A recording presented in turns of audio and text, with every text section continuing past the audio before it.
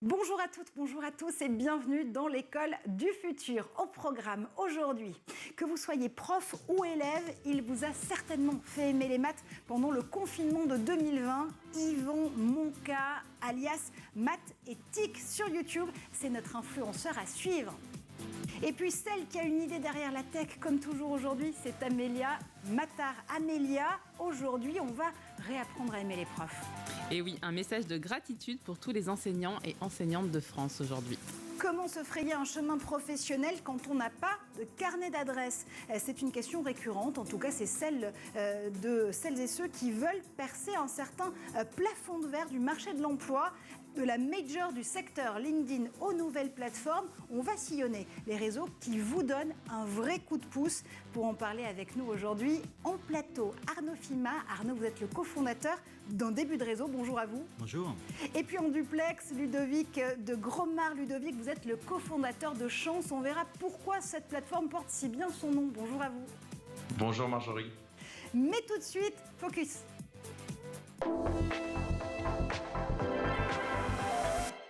Un confinement en 2020, des élèves un peu perdus en cours de maths entre la 6e et la terminale et 1 700 000 abonnés sur YouTube plus tard. C'est une équation brillamment résolue par Yvon Monca et sa chaîne Maths et TIC. Édouard Denuot fait l'addition.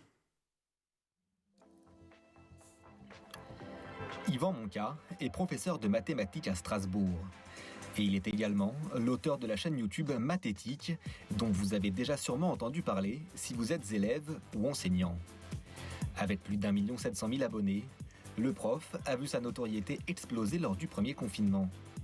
Sur sa page, Yvon Monca vulgarise parfaitement une matière souvent complexe. Et il s'adresse aussi bien aux élèves en fonction de leur classe qu'à tous ceux qui souhaitent simplement développer leur culture personnelle.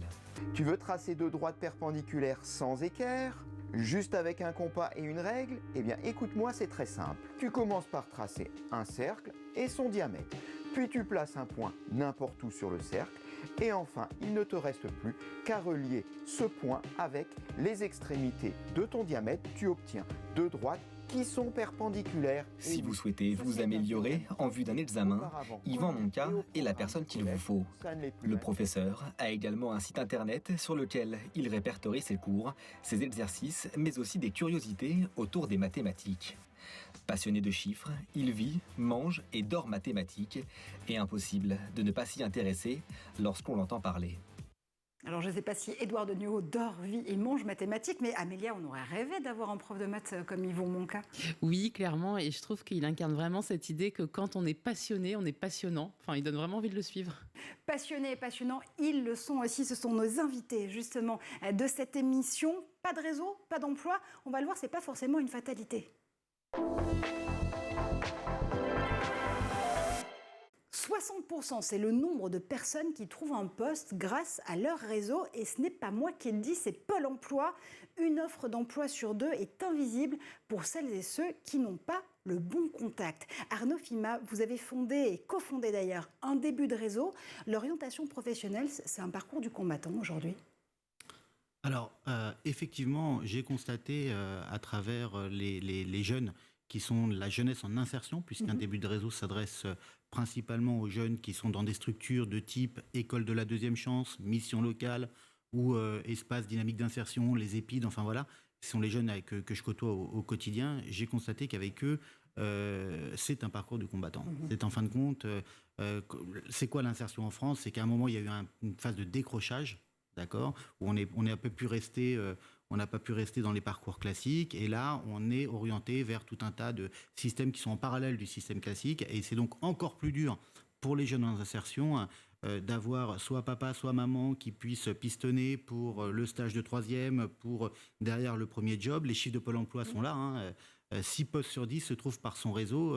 Du coup, comment on fait? Voilà. Alors, j'ai constaté qu'effectivement, dans ces structures d'insertion, tout était vraiment fait pour remobiliser le jeune, le remotiver, le refaire monter en compétences, imaginer des projets. Donc vraiment, tout était fait sur la partie préparation à l'emploi. mais il manquait, en fin de compte, de la même manière qu'il manque dans les écoles que j'ai pu faire. Il n'y a pas de cours sur développer son réseau. On n'apprend pas ça. Ouais. Okay, je ne sais même pas si à HEC, il y a un cours sur développer son réseau ou comment entretenir son réseau. Voilà. Et je me suis dit, moi, trouvant mes clients, trouvant pas mal de contacts sur LinkedIn, je me suis dit, mais il manque le LinkedIn de l'insertion. Voilà. Et je me suis mis à imaginer un LinkedIn à 2 entrées. Ouais. Donc d'un côté, les jeunes, et de l'autre côté, des bénévoles d'un jour pour partager un coup de pouce. Et on va y revenir, bien évidemment. Ludovic de Gromard, pour Chance, vous pensez qu'il y a un marché invisible de l'emploi ? Bien sûr qu'il y a un marché invisible de l'emploi. Et je pense qu'il y a en fait 2 types de barrières qui limitent une personne dans l'accès à un travail, une fonction professionnelle qui va lui permettre d'être engagé et donc demain de performer, d'être promu et d'accéder à de la mobilité professionnelle et pour certains d'accéder à de la mobilité sociale. Et qu'il s'agit d'une part de barrières internes, c'est-à-dire je ne sais pas qui je suis, je ne sais pas ce que le monde professionnel peut avoir à m'offrir qui est aligné avec qui je suis, qui est la détermination et la définition du bon projet professionnel pour vous. Ça, c'est les barrières internes. Et ensuite, et c'est complémentaire, il y a des barrières externes qui vous limitent dans l'accès à la piste professionnelle que vous avez déterminée. Et là, en gros, pour des personnes qui ont un parcours non linéaire, vous voyez, on accompagne des milliers de personnes qui ont un parcours non linéaire, c'est-à-dire qu'ils n'ont pas fait exactement le même job que celui pour lequel ils vont postuler après, alors avoir les compétences et un projet construit ne suffit pas. Et avoir l'envie et le courage non plus. Donc il y a, pour moi, non seulement ces difficultés qui sont les barrières externes, mais aussi les barrières internes qu'il ne faut pas oublier, à savoir la définition.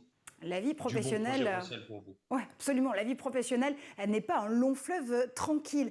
Arnaud, un début de réseau part d'un constat simple, justement, que d'un côté, il y a ces jeunes de 16 à 24, 25 ans qui veulent s'insérer dans le mode du travail, de l'autre, des professionnels qui veulent s'engager. Vous les mettez en relation, c'est ce qu'on appelle le matching, justement, sur les plateformes. C'est du gagnant-gagnant. C'est du gagnant-gagnant. Moi, d'où est venu un début de réseau, peut-être pour faire comprendre, moi ça fait 10 ans que j'organise des journées solidaires d'entreprise. Donc mon métier, à travers une structure qui s'appelle Ça me regarde, j'emmène des collaborateurs d'entreprise faire du team building et des RTT solidaires chez Emmaüs et dans ces structures qui sont à la rencontre des jeunes. Et c'est du one shot effectivement, mais sur ces journées-là, il se passe pas mal de choses. Et j'étais frustré qu'à la fin de la journée, je puisse pas leur dire, alors échangez vos contacts, d'accord, mais je voyais que ça servait pas à grand chose de le dire. J'avais pas le support, en fin de compte, pour qu'ils restent en contact. Il m'a fallu créer cette association il y a quelques mois pour me dire, ça y est, maintenant j'ai un support, et à la fin de la journée, ils vont s'échanger. Faut savoir que ça répond aussi, si ça aide les jeunes, puisqu'effectivement, naturellement, le réseau permet, le coup de pouce permet que le CV passe peut-être au-dessus dans la pile du DRH, mais ça répond aussi à un besoin des collaborateurs. Okay, le bénévolat ponctuel est très peu adressé en France. Si vous allez voir n'importe quelle association, ils vont vous demander de venir tous les mardis après-midi de 14 à 18h. Puis le mardi après-midi, oui, je peux peut-être une fois, mais je ne suis pas sûr de m'engager sur 6 mois. Et là, c'est une forme de bénévolat ponctuel, alors qui sont portés dans les entreprises par la RSE, par la RH, par l'innovation sociale. Et voilà, l'idée, c'est que ça donne du sens aux collaborateurs. D'accord, qui, de manière un peu éphémère, parcellaire, comme on travaille son LinkedIn, okay, et d'un autre côté, ça aide les jeunes. Voilà, c'est tout simple. Alors après, on a effectivement développé des algorithmes un peu compliqués avec Central Supélec pour essayer de faire matcher les gens en fonction de leur famille de métier, en fonction de leurs compétences, en fonction de leur centre d'intérêt, de manière à ce que les propositions, un peu comme Mythique, quoi. Voilà, vous mettez votre ligne, on vous sort la femme de votre vie, et là, du coup, on va vous sortir quelqu'un. Le job de votre vie. Exactement. Alors, on n'est pas sur un début de réseau, n'est pas sur une approche de mentorat ou de coaching. D'accord. C'est très important. On est sur une approche de rencontre. Et après, il se passe ce qui se passe. Moi, ce qui me tient vraiment à cœur, c'est la rencontre d'égal à égal. Ouais. D'accord. Et je suis coach par ailleurs sur des plateformes sur demain.org ou des choses comme ça, où du coup, où l'adulte, on va dire, vient en tant que sachant. En fait, par rapport aux jeunes. Là, avec les jeunes en insertion, il faut vraiment faire attention à la posture. L'idée, c'est d'avoir la rencontre et ils peuvent s'échanger là une carte de visite, ils peuvent s'échanger là tout ce qui est possible de se faire dans la vie, quoi. Voilà, alors, pour rencontrer un jeune en insertion ou un professionnel qui veut vous aider, swipez du côté que vous voulez, décloisonner les préjugés. Ça aussi, c'est important pour les jeunes comme pour les professionnels qui sont sur un début de réseau? Mais je m'en suis rendu compte à travers les journées solidaires que je faisais.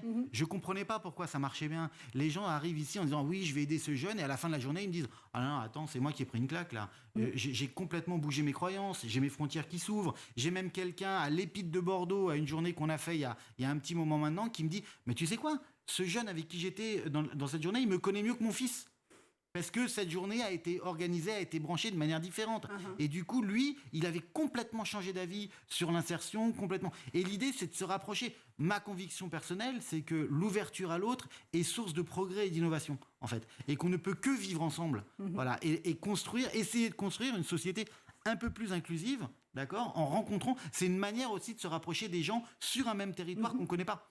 Voilà. Et pour lequel souvent, on a des gros a priori. Du rapprochement donc géographique, on décloisonne à la fois les territoires et les frontières face à nos préjugés, face à ces emplois, à ces métiers. Côté jeune aussi, si je peux me permettre. Absolument. Côté jeune aussi, en fin de compte. Quand j'amène des collaborateurs BNP Paribas dans une école de la deuxième chance, et qui disent « Ah non, pas des banquiers », d'accord ? Déjà, ils ne connaissent pas l'éventail des métiers de la banque qui sont et de la fintech. Exactement. Enfin voilà, donc là c'est une manière de découvrir tout un tas de métiers.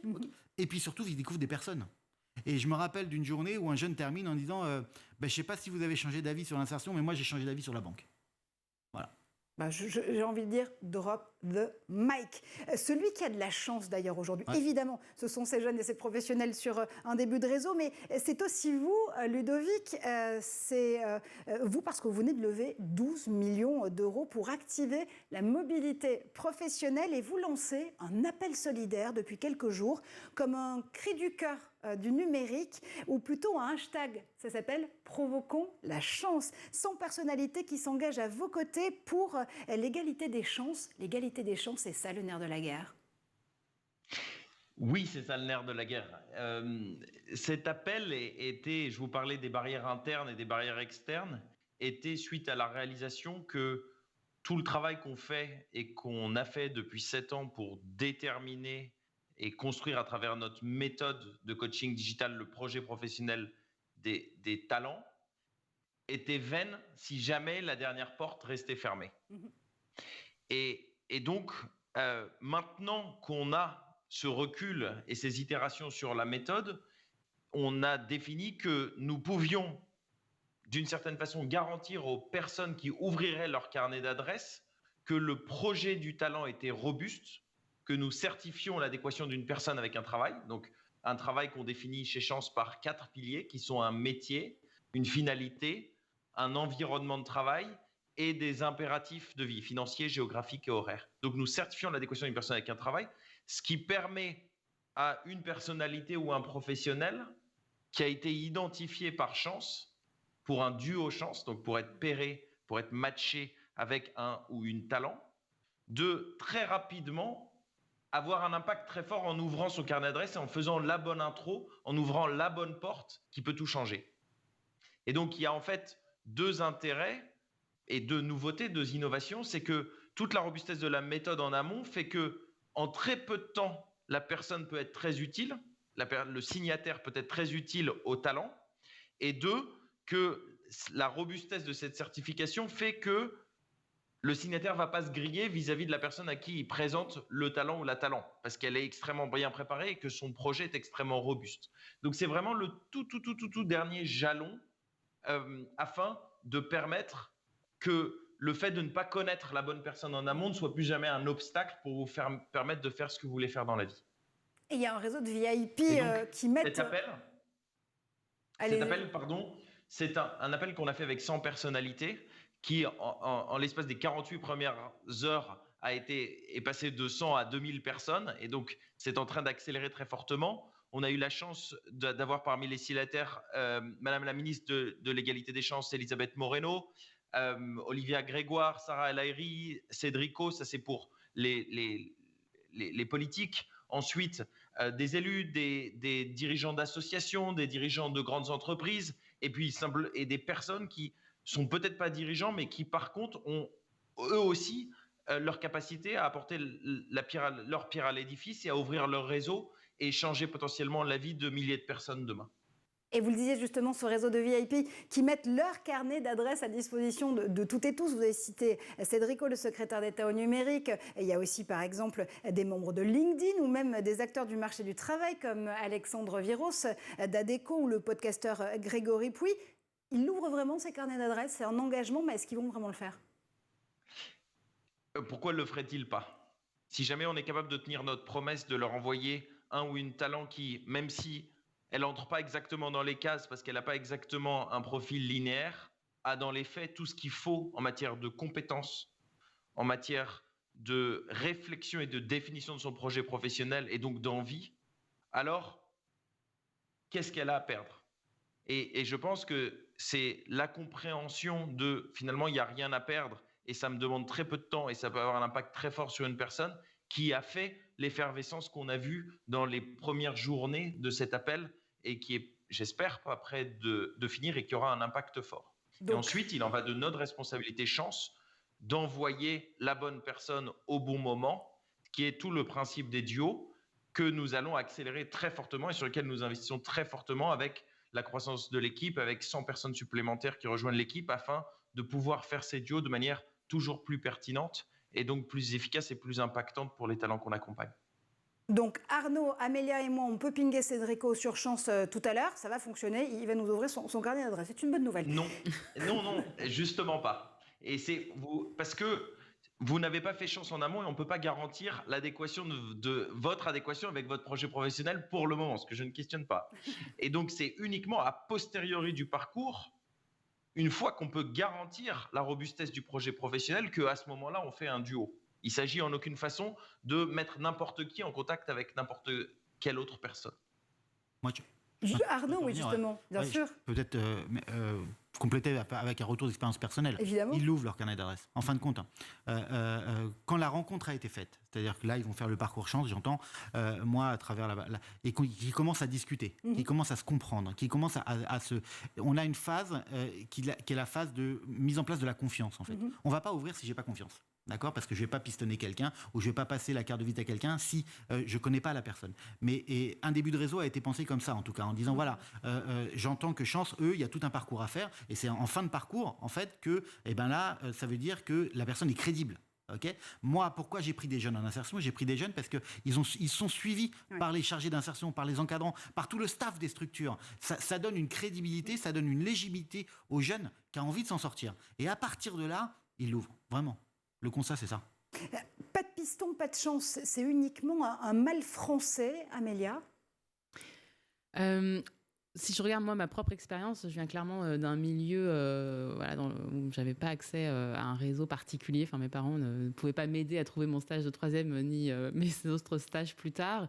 Et très clairement, ce type de structure d'accompagnement, qu'il s'agisse d'ouverture du réseau ou d'orientation, m'aurait été bien bénéfique.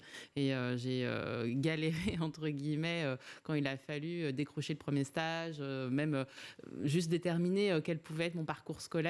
Et ça aurait été effectivement très profitable que je puisse échanger, que je puisse être accompagnée par une personne qui avait un réseau bien installé, quoi. Mais plus que pas de piston, pas de chance, je dirais pas de réseau, pas de chance. En fin de compte, et c'est chacun peut se prendre en main, d'accord, pour essayer de développer, pour essayer de trouver la bonne personne. Et en fin de compte, en demandant à la personne, je suis un jeune, j'ai envie de m'en sortir, on réveille l'empathie, en fait, on réveille l'envie d'aider. Et comme je crois profondément à la nature humaine, d'accord, je pense qu'on a tous envie d'aider. Après, ce sont des structures comme Chance, comme un début de réseau, comme Job IRL, comme je ne sais pas quoi, Article 1, tout ça, qui donnent un cadre à cette rencontre-là. Mais je pense que tous les collaborateurs qui soient, on a tous envie d'aider quelqu'un. Après, c'est comment on fait, comment concrètement. Et ces plateformes viennent répondre à ça. Mais il faut croire à ça, en tout cas.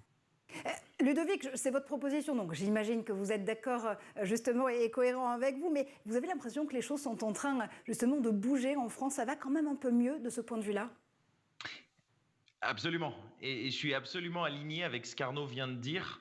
C'est-à-dire que j'étais déjà convaincu que les gens étaient prêts à s'engager pour les autres et en fait à donner leur chance à une personne tout comme ils ont pu la recevoir par le passé, par une autre personne. On appelle ça, nous, la chance circulaire. Et les quelques jours qui viennent de passer avec l'engouement qu'on a vu avec ces centaines, ces milliers de personnes qui ont signé cet appel ont été largement supérieurs à ce qu'on imaginait dans nos plus grands rêves. Donc ça vient montrer par les faits que les gens sont prêts à s'engager et sont prêts à s'engager et à essayer d'engager les autres à s'engager. Donc un grand oui à votre question. Briser le plafond de verre du carnet d'adresses et puis surtout aller plus loin en matière d'orientation professionnelle. Comment bien la calibrer grâce à ces nouvelles plateformes? On continue à en parler dans quelques minutes, mais d'abord on fait un tour du côté de la planète tech.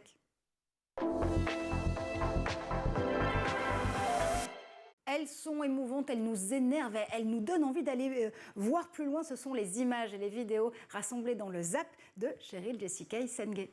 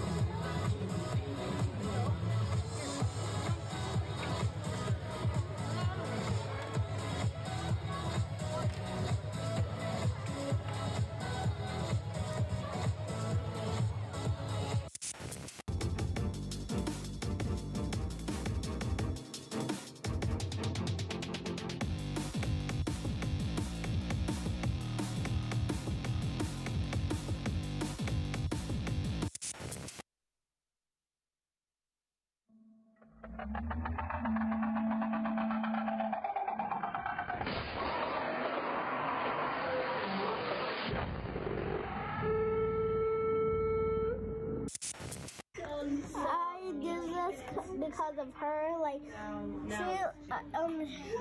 first he did this one, and then I did the second one as a pattern, and then he did the last one. Yeah. Okay, push play. Let me see it. Okay. Press. There we go, girl. Okay, Yeah, kind of. Yeah.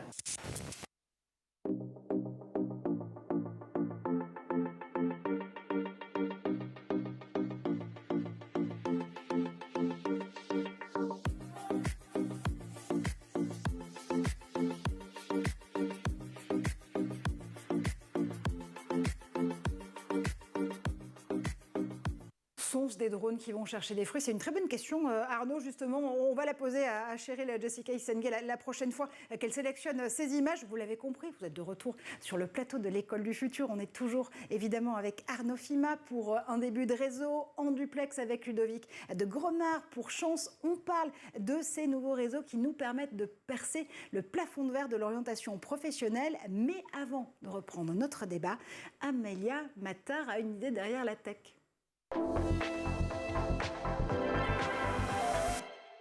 Et Amélia, aujourd'hui, tu as envie de délivrer un message de gratitude pour tous les enseignants et enseignantes de France et de Navarre. Absolument. Chère communauté éducative, chers maîtres, chères maîtresses, chers monsieur, chère madame, bref, chers adultes de derrière le bureau de la classe, je voudrais vous dire bravo et merci. Déjà, bravo. Bravo, car combien de métiers ont connu de telles mutations en si peu d'années ? Tout en même temps, il vous a fallu intégrer à vos pratiques pédagogiques un nombre incroyable de nouvelles connaissances. Tout d'abord, l'arrivée du numérique, pour vous en tant qu'enseignant, mais aussi pour vos élèves. De nouveaux appareils à connecter, à mettre à jour, à protéger des casses et des chutes. De nouvelles applications pour les maths, la lecture, l'écriture, l'histoire, la géographie, les sciences. D'après vous, EdTech France, qui fédère les acteurs des nouvelles technologies éducatives, recense environ combien d'entreprises ? Si je dis 500, je brûle. Pas mal, 380 entreprises, Marjorie. Je brûlais pas beaucoup. Mais plus que cela, ou dirais-je face à cela, il vous a fallu enseigner le numérique en tant que tel, dorénavant matière dans les programmes scolaires. Parallèlement, les neurosciences vous ont ouvert le crâne de vos élèves. Dois-je préciser qu'il s'agit d'une image ? Non, aucun crâne n'a été maltraité pendant cette chronique, je vous le promets, j'en suis garante. Et soudainement, on fait irruption dans votre quotidien des mots aussi compliqués que réflexe inhibiteur, fonction exécutive, mémoire de travail ou métacognition, donnant peut-être lieu à des situations quelque peu incongrues. Laure, veux-tu bien arrêter d'enquiquiner Jean ? Tu augmentes son taux de cortisol, tu vois bien qu'il ne peut plus réfléchir. Heureusement, des chercheurs, à l'instar de Grégoire Borst, professeur de psychologie du développement et de neurosciences cognitives de l'éducation à l'Université de Paris et directeur de la psyché au CNRS, heureusement, des professeurs comme Grégoire Borst, donc, vous sauvent quelque peu de ces situations incongrues. Ces scientifiques ont bien compris que chacun son job et ils vous accompagnent dans la traduction de ce charabia en actions concrètes pour vous et pour les enfants. Je ne peux que conseiller l'excellent ouvrage « Le cerveau et les apprentissages » sous la direction de Olivier Houdet et de Grégoire Borst, sorti en 2018 aux éditions Nathan. S'y trouvent de précieux conseils pour permettre aux enseignants d'intégrer sereinement toutes ces notions en classe. Et puis, comme tout ça était un peu trop facile, sont arrivées aussi les soft skills. Vous savez, ces compétences dites douces en opposition aux apprentissages fondamentaux, lire, écrire, compter. Des savoir-être et non plus de simples savoirs qui s'avèrent tout aussi utiles à l'enfant. Saviez-vous par exemple que la capacité d'attention est plus prédictive de la réussite scolaire que le QI ?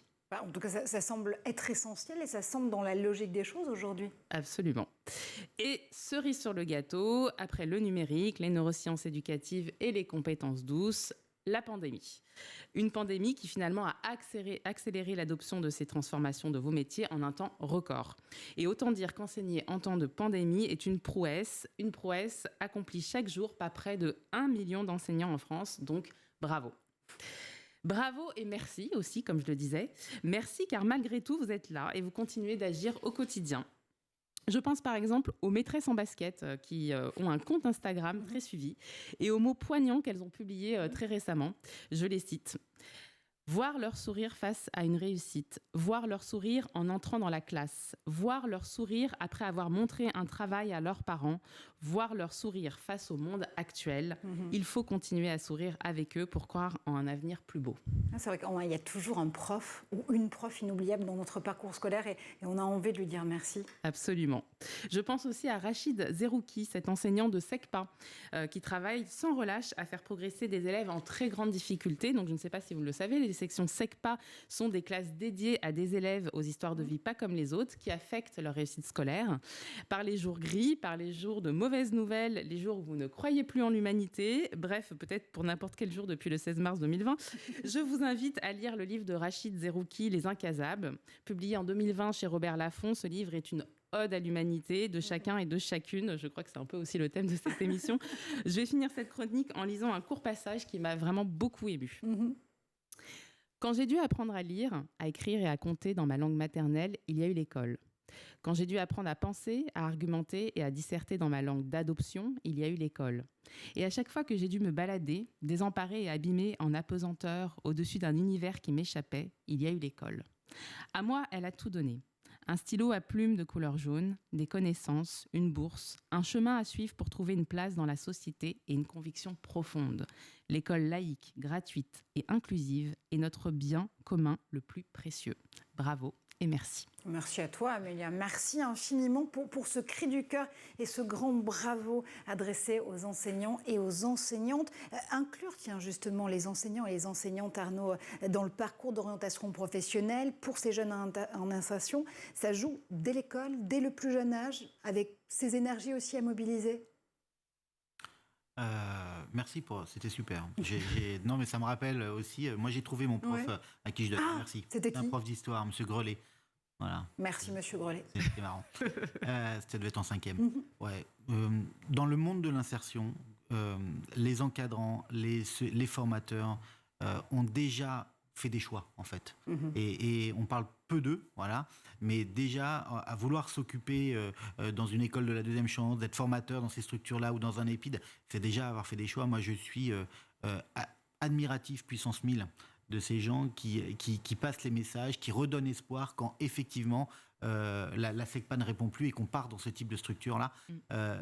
C'est, je pense, d'autant plus dur. Donc oui, je crois que ces gens ont un rôle vraiment à jouer d'écoute, de conseil, d'apprendre ce que c'est qu'être citoyen. Aujourd'hui, oui, bien sûr, ils font partie de l'équation finale, ouais. Et cette équation finale, cette orientation professionnelle et ces nouveaux réseaux, on continue à en parler tout de suite. Alors, l'orientation professionnelle, est-ce que c'est d'abord une question de quête de sens? Pourquoi est-ce qu'on a envie d'embrasser une profession, une carrière, un métier? Ludovic, je crois que vous êtes notamment parti de ce constat pour pouvoir bâtir Chance, votre plateforme. Absolument. Tous les jours, on a des dizaines de personnes qui nous contactent et qui nous disent « je me sens plus tout à fait à ma place », qui disent je me suis laissé dicter par mon environnement, par ma famille, par mes amis, là où je devais aller professionnellement. Mais en fait, je sens que je suis plus là où il faut. Qui nous disent c'était le bon choix il y a quelques années, mais c'est plus nécessairement le bon choix aujourd'hui. Qui nous disent j'ai plus envie de me lever le matin.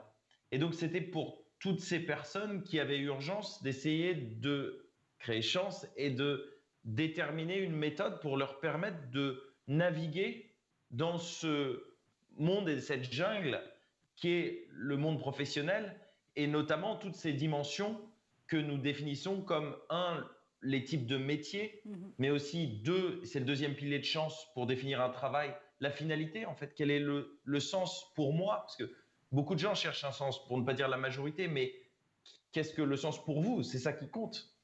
3, l'environnement de travail. En fait, est-ce que vous allez plus vers des environnements de travail guidés ou au contraire extrêmement libres, extrêmement perfectionnistes ou extrêmement rapides, etc. Et puis enfin, j'ai un certain nombre de contraintes financières, j'ai un emprunt à rembourser par exemple, géographique, je suis séparé de mon ex-femme et si je veux voir mes enfants, il faut que je sois dans tel bassin d'emploi par exemple, et horaire, il faut que je récupère mes enfants à telle heure à l'école. Et donc, réfléchir sur ces 4 piliers que constitue un projet professionnel est extrêmement complexe, d'où la nécessité de procéder par méthode. Du très concret pour pouvoir mieux paramétrer justement son envie d'emploi, son envie de mobilité et d'orientation professionnelle. Cette quête de sens, Arnaud, elle est importante, elle est encore plus prégnante pour les générations auxquelles vous vous adressez avec un début de réseau, des futures collaboratrices, des futurs collaborateurs qui ne veulent pas embrasser une profession à n'importe quel prix. Effectivement. Le jeune dans la structure, le jeune qui est encadré, effectivement, lui, il y a tout un tas d'activités de présentation des métiers qui sont faits. Donc toutes les structures sont organisées pour essayer de présenter l'éventail le plus large de métiers possibles, en passant par des formations diplômantes, en passant par des certificats, en partant des choses. Et je crois que le monde de l'insertion aujourd'hui est assez organisé pour que le jeune qui a vraiment envie d'aller... vous voyez, j'étais dans un... Je vais vous raconter une anecdote. J'étais, il n'y a pas très longtemps, dans une structure avec un jeune qui voulait être astronaute. Okay. Donc, être dans une école de la deuxième chance, ça veut dire à un moment d'avoir eu une fracture dans son parcours et vouloir être astronaute, on se dit, tiens, c'est marrant. Et j'ai vu tout le travail... alors moi, je l'ai pris, on a discuté, on s'est rencontrés, voilà, et je lui ai dit, écoute, est-ce que tu peux pas imaginer de travailler en étapes? Astronaute, il faut d'abord faire des maths, et puis est-ce que tu peux essayer de viser ingénieur et tout ça. Et j'ai vu toute la mobilisation de la structure, en fait, pour essayer de faire sortir ce jeune vers des parcours diplômants, se reliant peut-être de très loin, peut-être qu'il ne sera jamais, en fait, d'accord? Mais en fin de compte, toute l'énergie, la volonté, la bienveillance était là pour qu'il raccroche à ce parcours-là, ça fait plaisir, quoi. Et je rappelle que l'ESA, d'ailleurs, est en phase de recrutement pour les prochaines missions, les prochaines générations, justement, d'astronautes féminins, masculins, des astronautes très divers, avec justement cette idée d'aller piocher dans des parcours pas forcément si linéaires que ça, pour aussi enrichir la complémentarité des équipiers et des équipages, une fois peut-être dans l'espace. Amélia, ça c'est intéressant ce que nous disent Ludovic et Arnaud, parce qu'il y a cette idée aussi de co-créer son parcours professionnel, co-créer sa propre égalité des chances.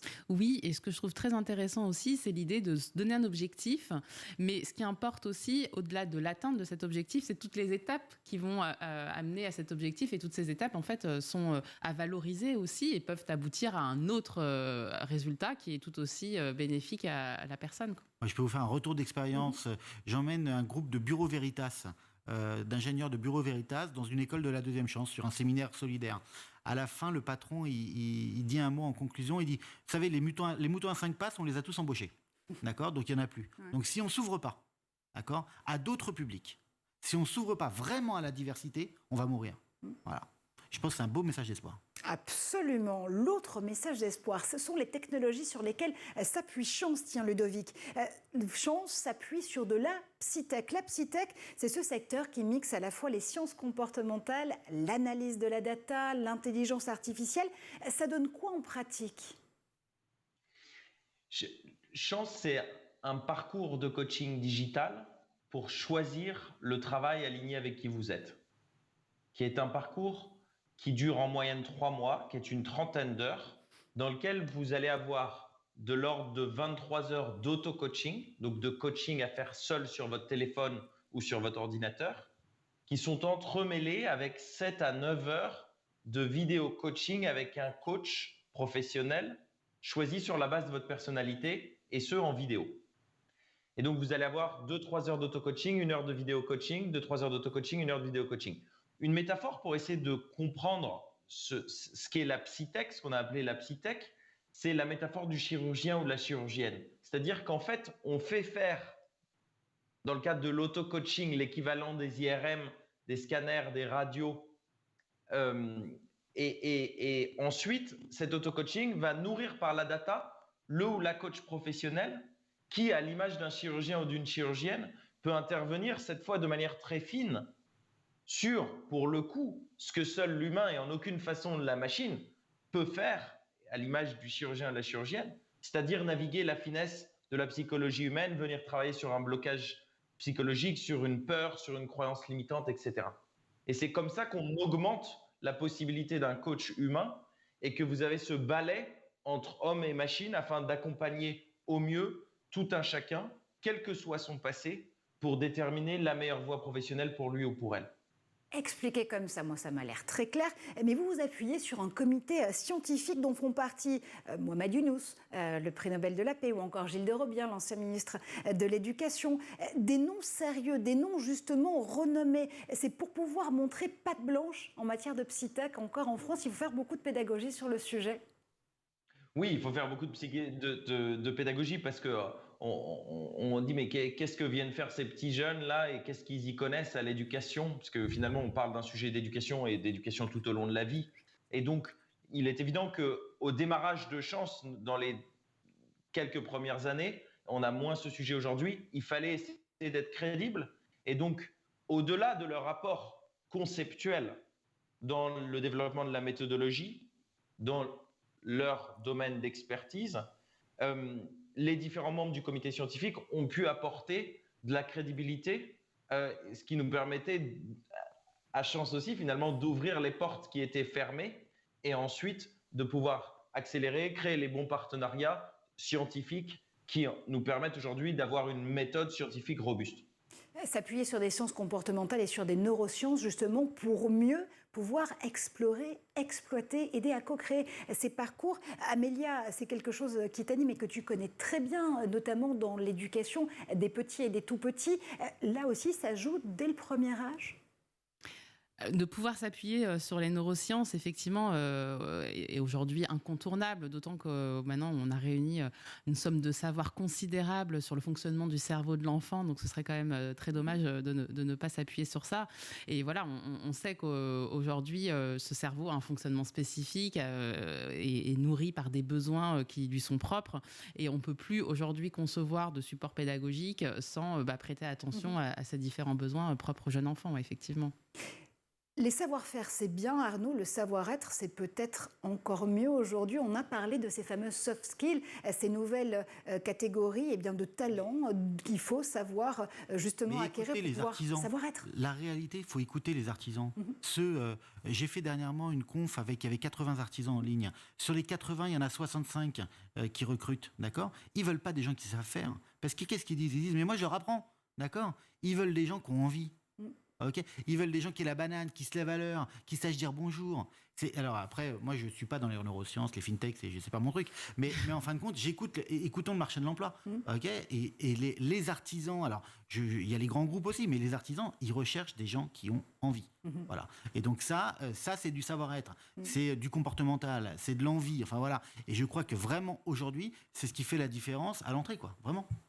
Ludovic, la meilleure des soft skills, justement, comme le dit Arnaud, c'est l'envie. Comment est-ce que vous donnez envie d'avoir envie ? Alors, je partage avec Arnaud la notion de l'envie et des yeux qui brillent comme la première des qualités ou la première des compétences. Et je pense qu'il n'y a pas une envie absolue. Vous n'êtes pas quelqu'un qui a envie ou quelqu'un qui n'a pas envie. Vous avez envie de quelque chose. D'où l'enjeu de déterminer quelle est cette direction qui va vous donner envie. Et ça, je pense qu'on sous-investit de manière générale en France très fortement. On parle dans l'éducation énormément, et vous regardez, et c'était le cas énormément au démarrage de la crise, la solution, c'est ce qu'on appelle le reskilling et l'upskilling, ce qui veut dire ni plus ni moins que la formation et la reformation. Sauf que former pour former n'a pas de valeur. La question, c'est former en direction d'eux. Parce que et d'où la notion qu'on a introduite de which skilling, pour continuer avec les anglicismes. Vers quoi se former? Et donc, on dépense des milliards en formation et en éducation. A priori, une grande partie sont des formations qui ne sont pas alignées avec la direction que devrait prendre cette personne parce qu'on n'a pas investi suffisamment en orientation en amont. Donc, premièrement, c'est de l'argent balancé par les fenêtres, qui est de l'argent des Français. À la limite, si ça se limitait à ça, ça serait OK. Mais il y a un deuxième sujet, qui est que quand vous avez un jeune qui a eu un parcours non linéaire, qui a connu un certain nombre d'échecs, et que vous arrivez à remobiliser, que des professionnels de l'insertion arrivent, et Arnaud en fait partie, et toutes les personnes qui ont été citées pendant tous nos échanges jusqu'à maintenant en font partie évidemment, arrivent à remobiliser une personne et un jeune pour lui dire « cette fois, il faut que tu y ailles à fond, il faut que tu te formes, parce que cette fois, ça va être différent des autres fois », et qu'in fine, la personne met tous ses efforts, se forme, mais arrive dans le travail en question et que ce n'est pas du tout le bon pour elle parce qu'on n'a pas suffisamment travaillé en amont, c'est une catastrophe. Et c'est pire que de n'avoir rien fait. D'où l'importance d'investir dans l'orientation en amont de tous les efforts de formation. Et ça, c'est une thèse qu'on essaie de pousser parce que c'est aujourd'hui pas encore complètement compris, ou en tous les cas, il n'y a pas encore un mouvement sur ce sujet. Et Gilles de Robien, qui était ancien ministre de l'Éducation, était convaincu par ce sujet. Et c'est pour cette raison qu'il est devenu conseiller de Chance. Ouais, investir dans la formation, investir dans la façon de mieux calibrer son orientation aujourd'hui, c'est aussi structurer le marché de l'emploi de demain et offrir de façon absolument concrète cette chance à toutes et à tous, Arnaud. Bah oui, effectivement, le marché de l'emploi de demain touche tout le monde et à travers nos initiatives, avec celle de Ludovic ou la mienne, on essaye de. J'ai bien aimé ce qu'a dit Ludovic tout à l'heure en disant c'est le dernier pas, quoi. Ouais. C'est-à-dire qu'on forme soft skill ou hard skill, enfin voilà, en soft, et puis souvent c'est le dernier pas, c'est la carte de visite, c'est comment faire remonter le CV au-dessus, et c'est ça. Et en fin de compte, si on peut servir à ça, et ben voilà, c'est déjà ça, quoi. Arnaud, vous voulez devenir le premier réseau social solidaire, je lis votre tagline, qui facilite l'insertion durable. Concrètement, ça veut dire quoi ? Ça veut dire qu'un début de réseau, je considère que c'est un réseau social, c'est un endroit où on peut discuter, on peut chatter, on peut rencontrer des personnes, sauf qu'avec la particularité d'un public bénéficiaire très spécifique, puisque tous les jeunes qui sont sur un début de réseau sont encadrés dans des structures. Je suis partenaire avec un certain nombre de structures. Et donc, ce ne sont pas des jeunes qui sont isolés, ce sont des jeunes qui sont en parcours d'insertion pour assurer leur volonté, leur crédibilité auprès des professionnels, artisans ou même retraités actifs. On a pas mal de retraités actifs qui sont devenus bénévoles sur un début de réseau. Donc voilà, donc j'ai mis le mot réseau social parce que ça correspond à ça. Voilà, d'échanges, de rencontres, de coups de pouce. Tout simplement. Des réseaux sociaux au sens premier du terme. Merci infiniment Arnaud Fima d'avoir fait Juste un petit mot, je voudrais dire à Ludovic bravo. Si on peut aider, vraiment allez-y. Non, je voulais juste dire à Ludovic parce que j'ai vu la campagne qui s'est lancée il y a une dizaine de jours, donc j'ai bien compris. Bravo, c'était top, ça a inondé tout le monde et ça donne vraiment envie. Voilà. Ludovic. Merci beaucoup Arnaud. Et bravo à vous pour ce que vous faites, puisqu'on en est dans les félicitations. Nous, on parle de la chance d'ouvrir la dernière porte et vous, le début de réseau. Et il y a très probablement un lien entre les deux et il faut qu'on se reparle là-dessus. Mais reparlez-vous quand vous le souhaitez, même sur le plateau de l'École du Futur. On est là pour ça, Arnaud et Ludovic. Justement, vous le voyez, cet écosystème, ces nouveaux réseaux de l'orientation qui sont en train de se mettre en place ici.